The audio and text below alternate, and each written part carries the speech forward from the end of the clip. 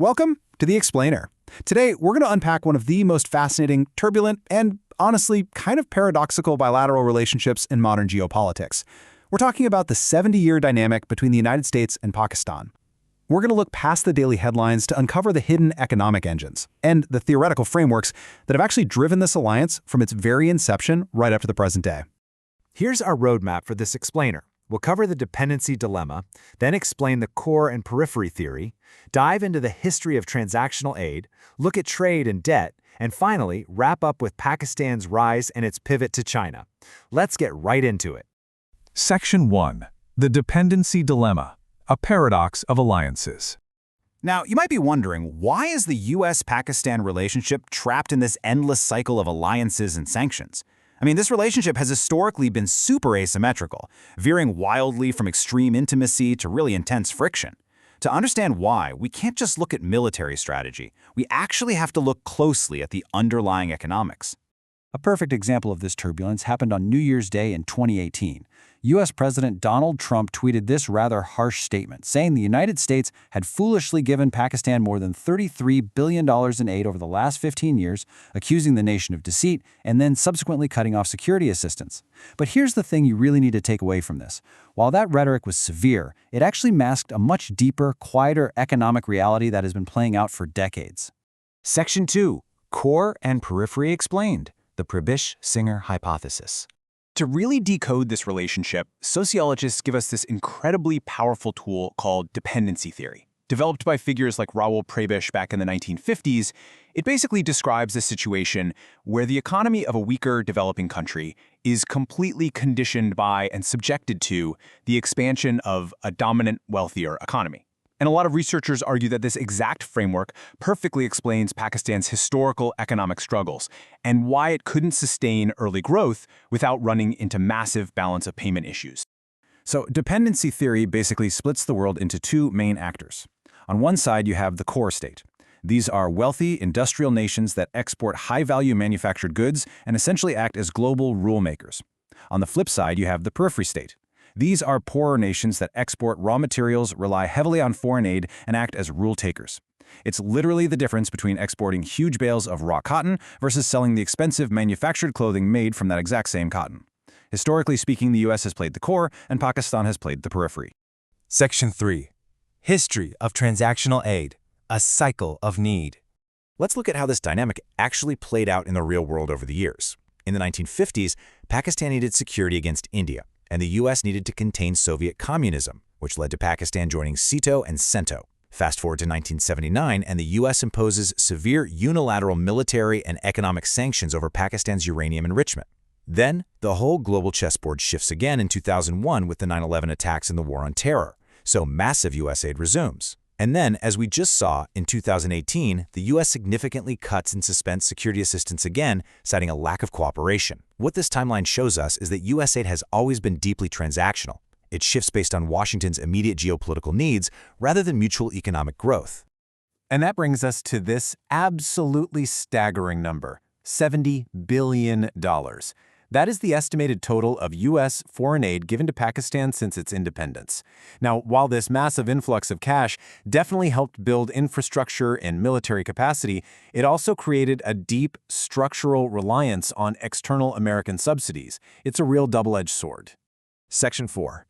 Trade, Debt, and IMF, the Economic Reality. Now, despite all the political friction and aid cuts we just went over, the economic reality on the ground is actually kind of surprising. In 2018, total bilateral trade between the two nations hit $6.6 billion. Get this, the U.S. remains Pakistan's absolutely largest export market, so the economic ties are still deeply, deeply entrenched. But when you break down that trade, you see dependency theory in action. Pakistan is primarily exporting things like textiles, knit apparel, leather, and raw cotton to the U.S.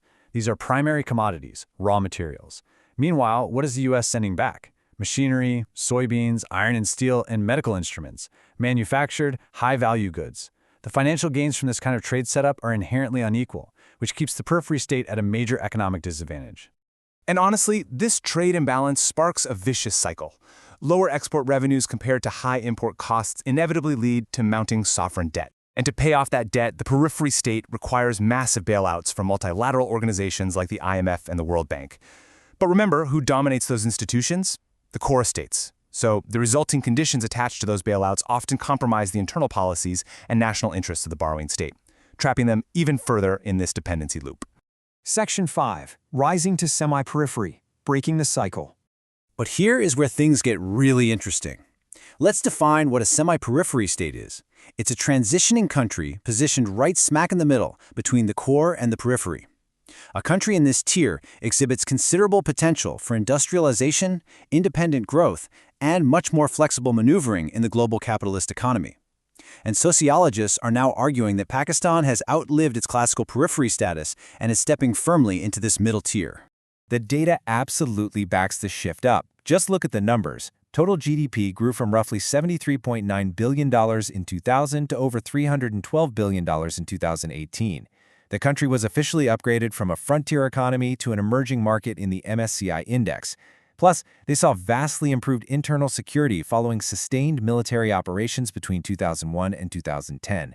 The result of all this, Pakistan is demonstrating a regained sense of nationalism and a much more independent foreign policy, allowing it to push back against demands to do more from traditional core states. Section 6. The Pivot to China. Changing Global Dynamics. This newfound status brings us to a major global shift. We're seeing two very different approaches to influence here. The U.S. approach has historically relied on conditional military aid, sanctions, and geopolitical demands. In sharp contrast, Chinese influence focuses heavily on the Belt and Road Initiative, infrastructure development, and mutual economic stabilization. So, for a transitioning semi-periphery state like Pakistan, aligning with Beijing suddenly offers a really appealing alternative to traditional Western dependency. And the tangible economic benefits of this pivot are massive. The China-Pakistan Economic Corridor, or CPEC, is projected to create an estimated 800,000 jobs over the next 15 years. This isn't just a transactional age check. This is hard infrastructure and investment that promises real, long-term economic diversity. As the global chessboard changes, we see U.S. aid to Pakistan dropping to roughly $526 million in 2017. At the same time, Washington is actively building a much stronger strategic partnership with India. In response, Pakistan isn't just sitting still. They are refurbishing ties with China, Russia, and the UAE. We are stepping into a multipolar world where semi-periphery states no longer have to rely exclusively on a single superpower. They can actually pursue relationships built on mutual, condition-free interests. Which leaves us with this final, truly provocative thought to consider. What happens to the global balance of power when a dependent periphery state outgrows its patron and aligns with a new superpower? Because this relationship between the US and Pakistan, it isn't just about two countries. It's a real-time case study in how global economic power is shifting right before our eyes. Thank you so much for joining me for this explainer, and remember to keep questioning the structures of the world around you.